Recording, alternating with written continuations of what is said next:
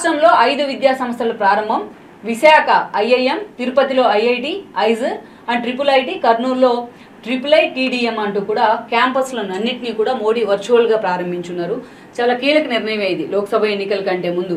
So Telugu రాష్ట్రాల మీద ఆ స్థాయిలో ఫోకస్ పెట్టారు. పర్టికులర్లీ ఇక్కడ ఏపీ మీద అంత సీరియస్గా ఫోకస్ పెట్టే ప్రయత్నం అయితే జరుగుతోంది మోడీ వైపు నుంచి.